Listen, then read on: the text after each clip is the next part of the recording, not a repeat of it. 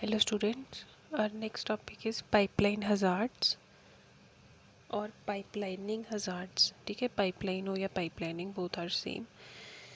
होते क्या है ये पाइपलाइनिंग हमने समझ लिया था क्या होता है, लास्ट जो मैंने वीडियो बनाई है उसको एक बार देख लेना। ठीक है, अब पाइपलाइनिंग के बाद पाइपलाइनिंग के अंदर हज़ार्ड्स आते हैं कुछ। ठीक है, वो होता क्या है? Hazards means any condition that causes stall in the pipelining called hazards। मतलब हज़ार्ड्स एक टाइप की सिचुएशन होती है जो नेक्स्ट इंस्ट्रक्शन को एग्जीक्यूट होने से स्टॉप कर देती है।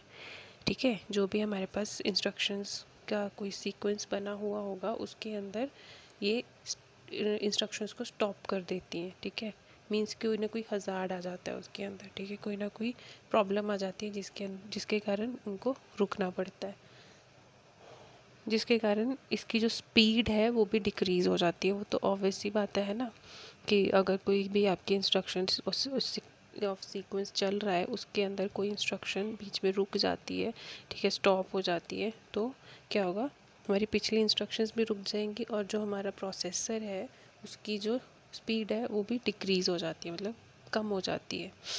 ठीक है,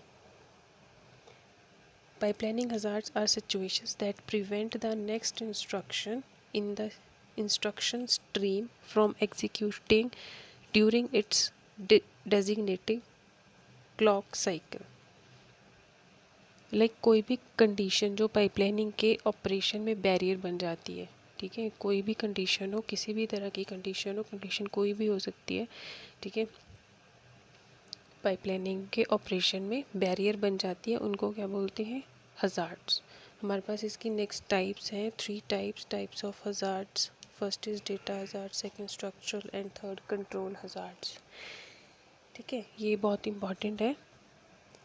types of hazards, first is data hazard, that is attempt to use data before it is ready। Means data hazards is also a condition. Data hazard जो है वो भी एक कंडीशन ही है जिसमें पाइपलाइनिंग के दिए गए टाइम, मतलब पाइपलाइनिंग जो प्रोसेसर है उसमें जो टाइम गिवन होगा, ठीक है, इंस्ट्रक्शन को कंप्लीट करने का जो टाइम होगा, में या तो इंस्ट्रक्शन का सोर्स फाइंड आउट नहीं होता या फिर डेस्टिनेशन फाइंड आउट नहीं होता। ठीक है, जो एक प्रॉपर हमें टाइम मिला हुआ होता है कि इसको इतने टाइम में आपको इंस्ट्रक्शन को कंप्लीट करना है, उसमें क्या होता है कि उस टाइम में, उस टाइम पीरियड में या तो सोर्स नहीं फाइंड आउट होता या फिर डेस्टिनेशन फाइंड आउट नहीं होता, जिससे कि पाइपलाइनिंग के ऑपरेशन में डिले हो जाता है और पाइपलाइन रुक जाती है। ठीक है, मतलब आपका प्रोसेसर जो है वो रुक जाता है। ठीक है, कोई एक एग्जांपल ले लेते हैं। दो इंस्ट्रक्शंस हैं आपके पास, ठीक है, जो एक दूसरे के ऊपर डिपेंडेंट है। ठीक है, कैसे हो सकते हैं? हमारे पास x है, x equals to x plus 5 और y equals to x into 6। अब ये जो दोनों इंस्ट्रक्शंस हैं ये दोनों एक दूसरे के ऊपर डिपेंडेंट है। अगर जब तक ये फर्स्ट इंस्ट्रक्शन जो है वो एग्जीक्यूट नहीं होगी तब तक हमें यहाँ पे x की वैल्यू नहीं मिलेगी।